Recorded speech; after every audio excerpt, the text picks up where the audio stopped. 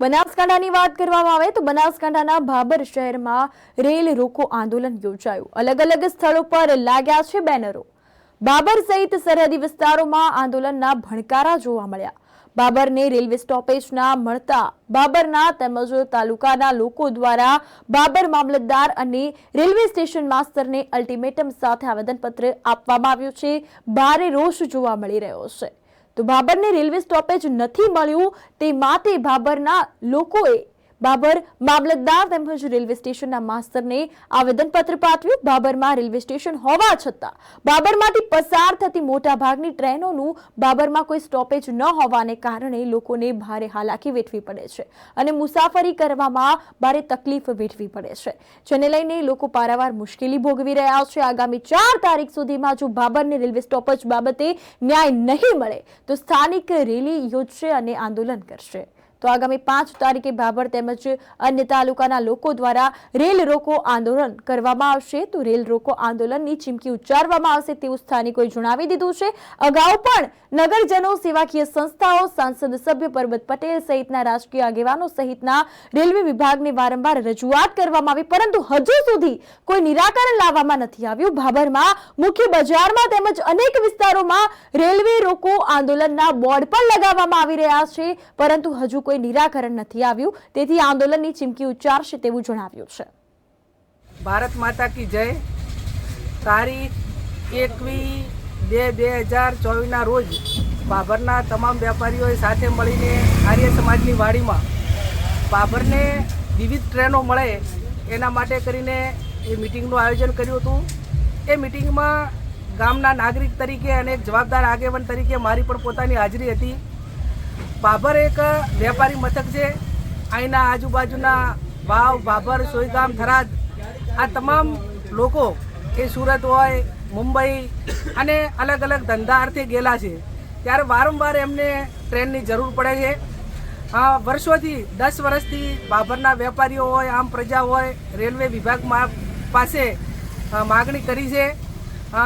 બનાસકાંઠાના સાંસદ ગઈ વખતે લોકસભાની ચૂંટણી વખતે પણ ભાબરના વેપારીઓને પ્રજાને ખાતરી આપી હતી કે હું સંસદ તરીકે ચૂંટાઈને આવીશ તો ભાબરને જે ટ્રેનોની માગણી છે સ્ટોપિંગ માટેની એ પૂરી કરીશ।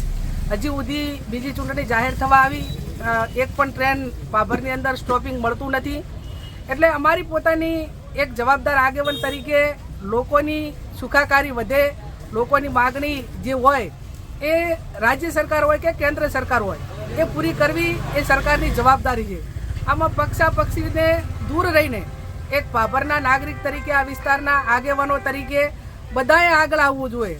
એમાં ચૂંટાયેલા પદાધિકારી જ્યારે ચૂંટણી પતી જાય ત્યારે કોઈ પક્ષના રહેતા નથી, એ માત્ર પ્રજાના રહે છે અને પ્રજાના રહે છે ત્યારે નગરપાલિકાના સભ્યો હોય, અલગ અલગ પાર્ટીની વિચારધારાના આગેવાનો હોય, એના હોદ્દેદારો હોય, એ હર હંમેશા કોઈ જિલ્લા માટે, તાલુકા માટે કે પોતાના વિસ્તાર માટે કોઈ માગ હોય સરકાર પાસે તો એ સામૂહિક હોતી હોય છે ને એ આપણી એક લોકશાહીની પ્રણાલિકા રહી છે અને પ્રણાલિકાના ભાગરૂપે હું રાજ્ય સરકાર તો આ વિભાગમાં નથી આવતી પણ કેન્દ્ર સરકારને રેલવે વિભાગ પાસે વિનંતી કરું છું કે અમારી માગણી એક ગાંધી ચિંધ્યા રાહે એ પ્રમાણેની છે।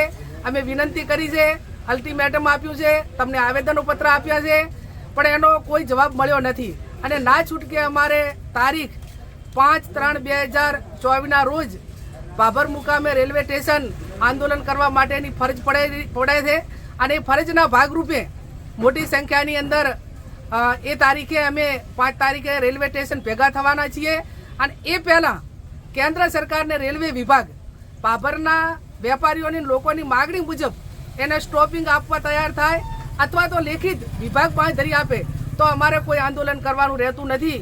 એટલે જે ભારતીય જનતા પાર્ટીના આગેવાનો હોય, સત્તાધારી પક્ષના ચૂંટાયેલા પદાધિકારીઓ હોય, એમને પણ હું પ્રજાવતી વિનંતી કરું છું કે તમારી જવાબદારી છે પ્રજાના સુખાકારીમાં અને એમાં તમે આગળ આવીને સર્વપક્ષીય, આમાં કોઈ પક્ષ છે જ નહીં, ચૂંટણા પછી કોઈ પક્ષ રહેતો નથી, મેં અગાઉ કીધું એ પ્રમાણે।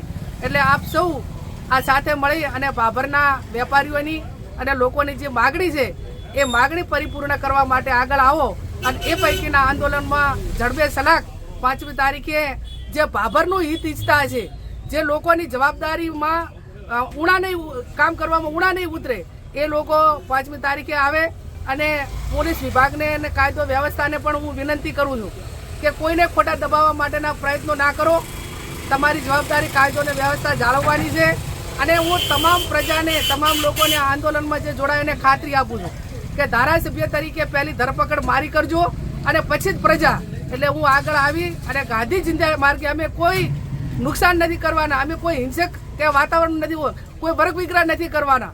માત્ર ને માત્ર લોકોના હિતમાં આ ટ્રેનનો પ્રશ્ન અને સ્ટોપિંગની માગણી છે ઉકેલાય એ જ અમારી માગણી છે. અને એના માટે કરીને અમે ગાંધી ચિંધ્યા માર્ગે લડાઈ અમારી ચાલુ રાખશું.